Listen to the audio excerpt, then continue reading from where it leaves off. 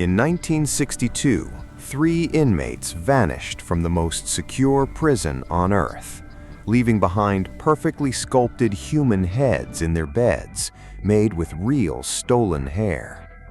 They didn't just break out of Alcatraz, they humiliated the FBI using nothing but stolen spoons and 50 rubber raincoats. But the biggest question isn't how they escaped, it's whether they are still alive today. San Francisco Bay, 1962. Surrounded by freezing, deadly waters, sits Alcatraz. Known simply as the Rock, it was the ultimate maximum security fortress of the United States. It was designed to be completely, undeniably inescapable. A final stop for America's most dangerous ghosts, men like Al Capone, Machine Gun Kelly, and the Birdman. For 29 years, the world believed Alcatraz was foolproof. No one ever broke out and lived to tell the tale. The island was a natural death trap. The water temperature rarely rose above 50 degrees. The currents could pull a grown man under in seconds, and the nearest shoreline was over 1.5 miles away. Add to that armed guards, iron-barred cells, strict metal detectors, and an unrelenting schedule, and you have a prison that breaks men's minds before it breaks their bodies. The guards had a saying, if you break the rules, you go to prison. If you break the prison rules, you go to Alcatraz. But 3 men were about to change history. They were about to execute a mastermind plan so flawless, so patient, and so incredibly daring that it still baffles the FBI today. This isn't just a prison break. This is the greatest unsolved mystery in American history. How did they pull off the impossible? And more importantly, did they actually survive the freezing depths of San Francisco Bay? Every great heist, every impossible escape requires a mastermind. Enter Frank Morris. Boasting an IQ of 133, placing him in the top 2% of the population, Morris was a career criminal, but he wasn't a violent thug. He was a thinker, a meticulous strategist. Orphaned at age 11, he spent his life in and out of the system. He had successfully escaped from other federal prisons before, which is exactly why the government sent him to the Rock. They thought he couldn't beat the ultimate system.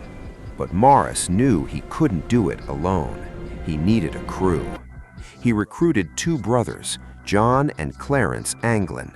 They were bank robbers who famously used toy guns to avoid hurting anyone. But more importantly, they were survivalists who grew up swimming in the freezing waters of Lake Michigan. They knew how to handle the cold. A 4th man, Alan West, also joined the crew. West had crucial access to maintenance tools and the painting crew, but his role in the final hours of the escape ended in absolute disaster. Together, this crew realized something profound about Alcatraz. The prison was old.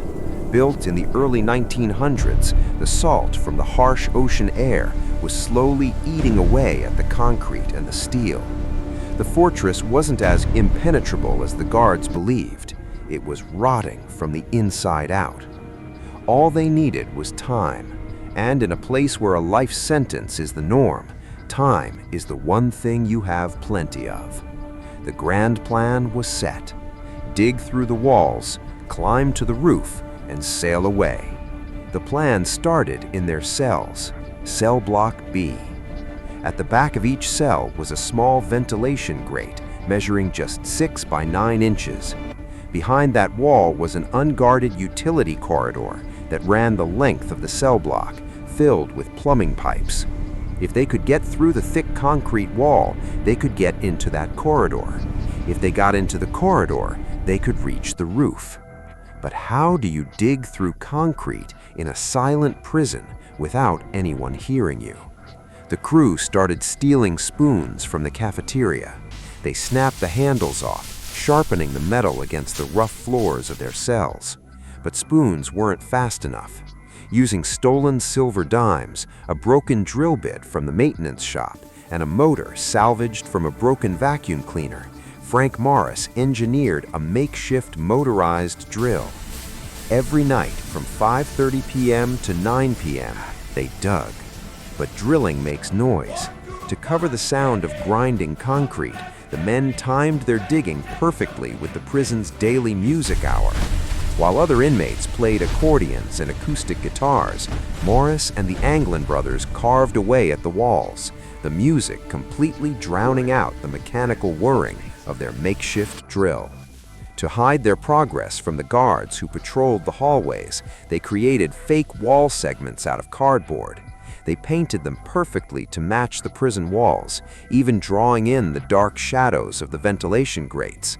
For months, the guards walked right past their cells, looking right at the walls, completely unaware that the concrete behind those grates was entirely hollow. Breaking through the wall was only phase 1. If they left their cells at night, the guards, who did head counts every single hour, would immediately notice they were missing. The alarms would sound before they even reached the roof. They needed a decoy. They needed to be in 2 places at once. This is where the plan shifts from a standard prison break to absolute psychological brilliance.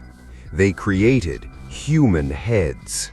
Using a mixture of toilet paper, hot water, soap, and the concrete dust they had excavated from their walls, they sculpted incredibly realistic dummy heads.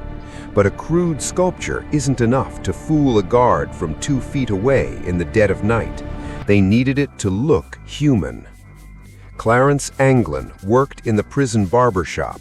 For months, he secretly swept up clumps of real human hair, stuffing it into his pockets and smuggling it back to his cell.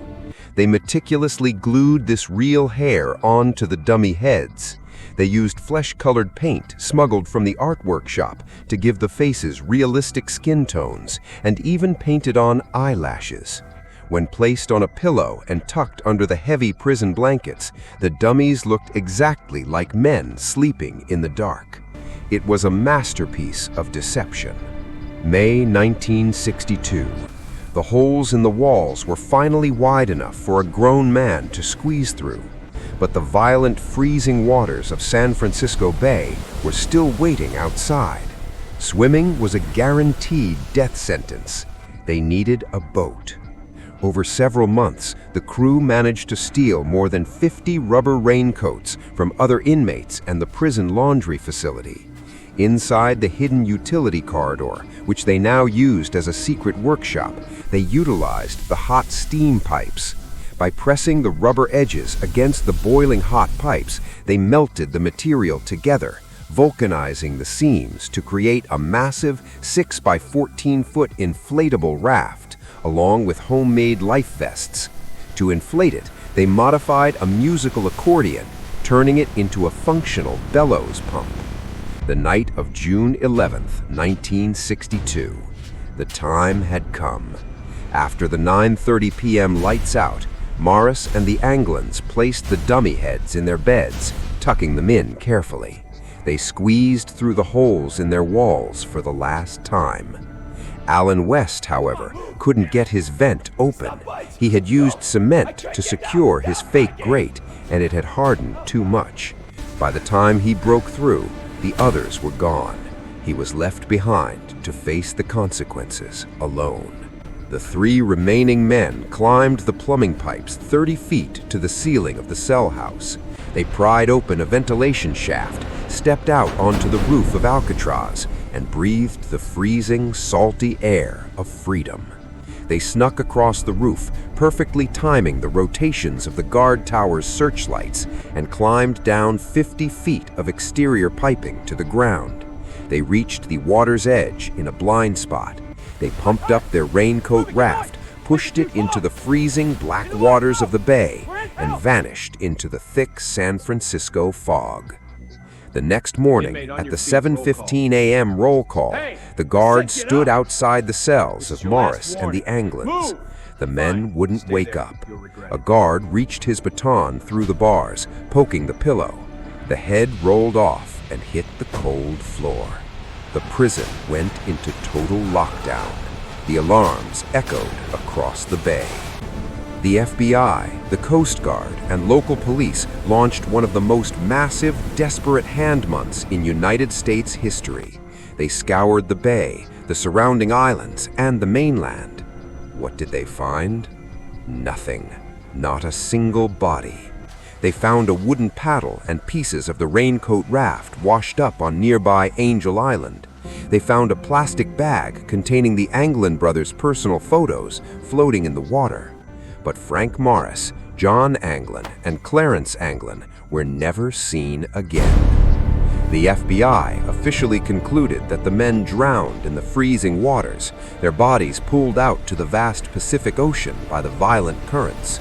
But over the decades, the cracks in that theory began to show. In 2003, researchers recreated the escape using the exact same raincoat materials and navigated the currents perfectly, proving survival was entirely possible. Whispers of survival began to spread. Rumors of postcards received by the Anglin family from South America. A mysterious photo taken in Brazil in 1975 showing two men who bore a striking, undeniable resemblance to the Anglin brothers. And then a letter sent to the San Francisco police in 2013, allegedly written by John Anglin himself, stating, "My name is John Anglin. I escaped from Alcatraz in June 1962 with my brother Clarence and Frank Morris. I'm 83 years old and in bad shape. I have cancer.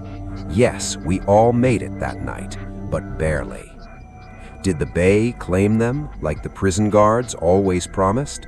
Or did three men execute the most flawless mastermind plan in history, breaking the unbreakable fortress and walking away into the shadows of the world? We may never know the absolute truth, but the legend of the Alcatraz escape will echo in those empty iron cells forever.